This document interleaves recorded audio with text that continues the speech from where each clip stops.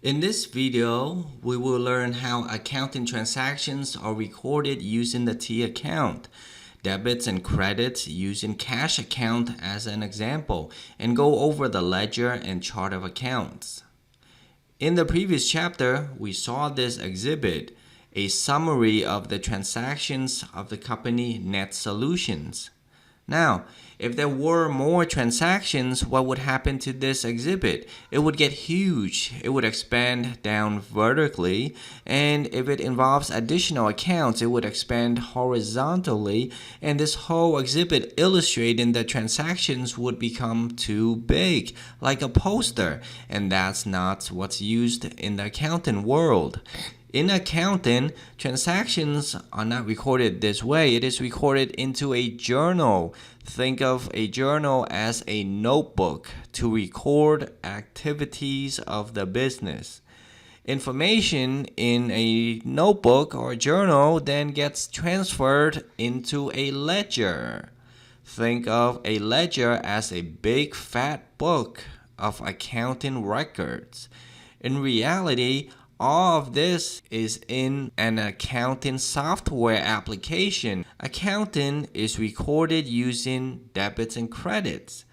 All that means is any accounting transaction we record to an account either on the left side we call debit or the right side we call credit.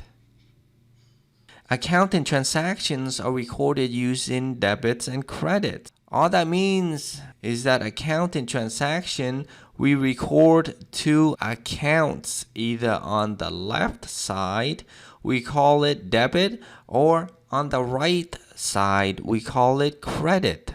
And a T account like what's shown here on this slide is an illustration served as a tool for us to learn debits and credits. A T account is only for training purposes.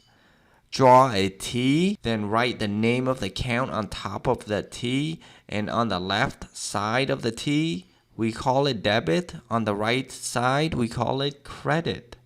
For example, if you recall transaction A from the previous chapter, what was transaction A? It was the owner invested cash into the business to serve as capital.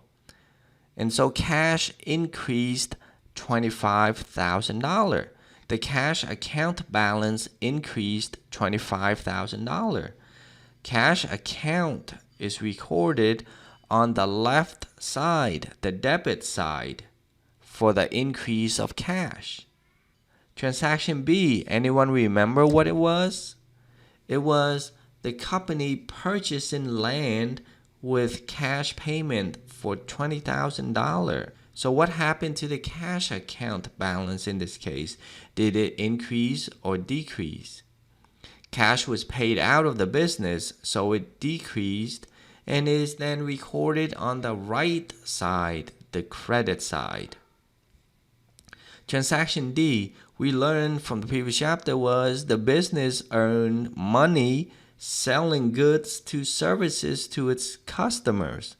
Cash received, so the cash balance of the company increased.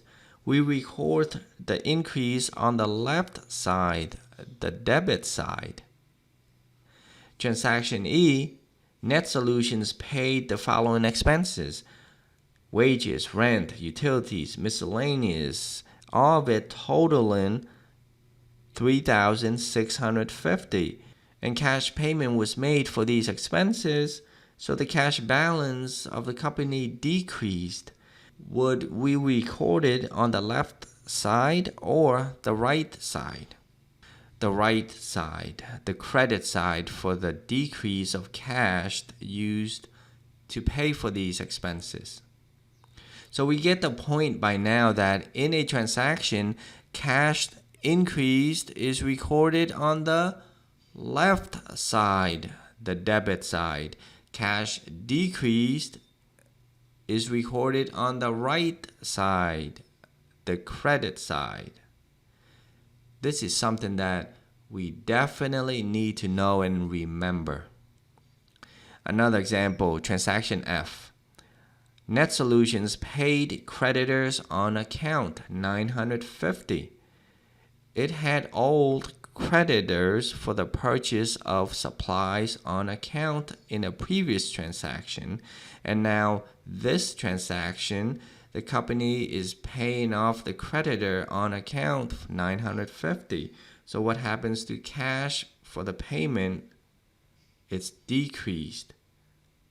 And we record that on the right side, the credit side. So now that we've learned how to record transaction for the cash asset account, what about all the other accounts? Well, what other accounts does this company have? We could find that out in the ledger. And what is a ledger? A big fat book of accounting records. Within a ledger, there are pages that we could find the chart of accounts. And here's a page in the ledger showing the chart of accounts for this company. A chart of account is a listing of the names of the accounts that a company has identified and made available for recording transactions in its general ledger. Think of it as pages contained within a ledger. We said before, think of the ledger again is a big fat book of accounting records. Now, this company has a number of asset accounts, 2 liability accounts, 2 owner's equity accounts, 1 revenue called fees earned, and various expense accounts. Each account has a specific account code. For example, all assets accounts starts with a 1 digit, liabilities with a 2, owner's equity with a 3, revenue begins with a 4, and expenses starts with a 5. Within assets, for example, supplies, the second digit is a 4. Any account in this company that begins with a 1 and a 4, we know that 1 is for asset and the second digit 4 is for supplies. In the real world, it will be much longer, containing 5 digits or even 9 digits. Another digit may be a third digit for, let's say, a vendor or customer. As an example, accounts receivable has a code 1, 2, and a third digit might be another 1 for customer A. And if the third digit, a 2, would be for customer B.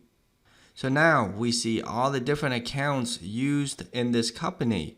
What we've only learned so far, the recording of cash. And we know cash is an asset account. And we know the cash is an asset account. All asset accounts are recorded with debits and credits the same way as cash. We will learn about recording liabilities, owner's equity, revenue, and expense accounts in another video.